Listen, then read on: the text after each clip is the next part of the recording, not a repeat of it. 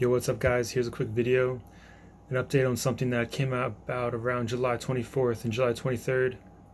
Something how banks can now they have permission to custody crypto for us, and the OCC, which I've never heard of before, stands for the Office of the Comptroller of the Currency. Never heard of that. Been into crypto for a while. Heard of SEC, CFTC, all these other 3 and 4 letter acronyms. Never once heard of this. But hey, I guess it's good that now that banks can provide a custody of services for cryptocurrency. But like, we need to back up one step. I thought we got into Bitcoin so we could be around banks, short the bankers, long Bitcoin. What the hell is happening?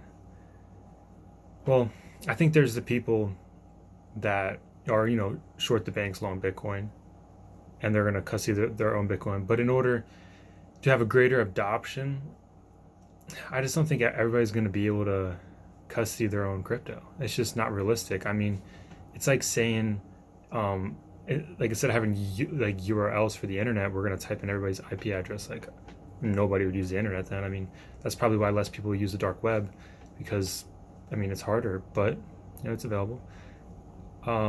Let's not go into that tangent right now. But so the idea is that I mean, if like in 2017 when everybody was getting into crypto, mom and pop, everybody, I mean now they don't have to worry about storing it. They could, I mean, I'm assuming banks are going to charge a fee. I mean, they always charge a fee, but if they can hold our crypto, the people that want it to be held there, I mean, and hopefully they can have some kind of, it'll be just like Kingdom Trust with the retirement accounts. Some be kind of like 3 to 5 keys, so where it's not just on one.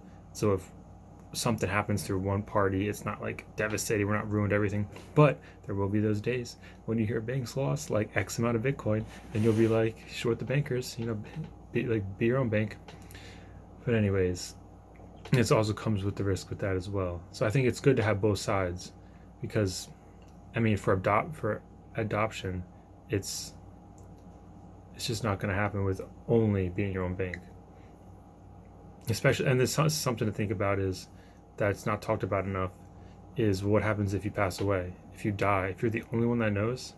I mean, you can't pass it down, because if you're the only one that knows, how are they going to know? Especially if you have the most secure way of only memorizing. But it was interesting, there was this quote in this article called from the Modern Consensus.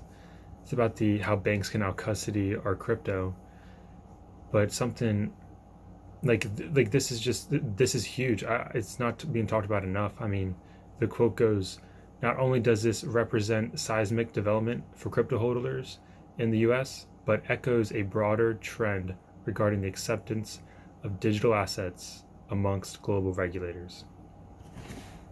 I don't think people realize how important and how much of a big deal this is. Like, the acceptance of digital assets among global regulators, that's a massive deal. That is, I mean, that's massive. That's more than Bitcoin going to like 10K, like 11K.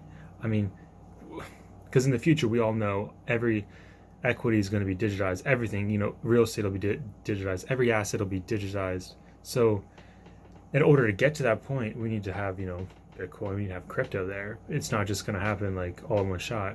So this is great. I mean, this news is what, basically like a week old, and I don't know. I mean, and maybe that's why we had some of the run up, but it doesn't. I don't know.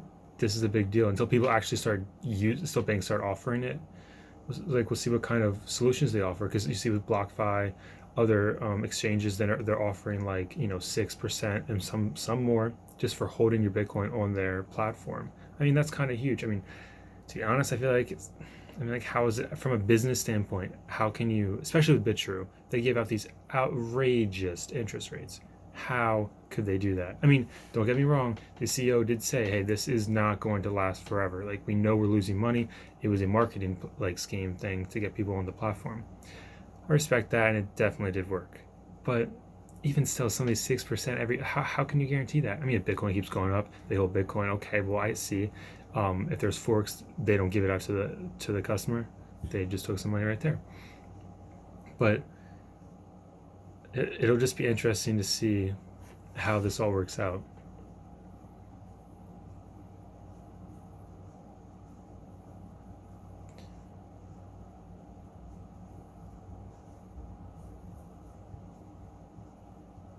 And one final note for today is we finally did break the 10.5. The 10.5 was our major resistance. Now it's support. It seems like the trend from the, if you draw like a trend line from the back in 2017 when we hit 20K, but if you only use the body, so you draw the trend line down, we just broke through the trend line. So as long as we stay above like 9,000 and don't break this trend, it's like 9.2, we should be good. But hey, only time will tell. Peace out, homies.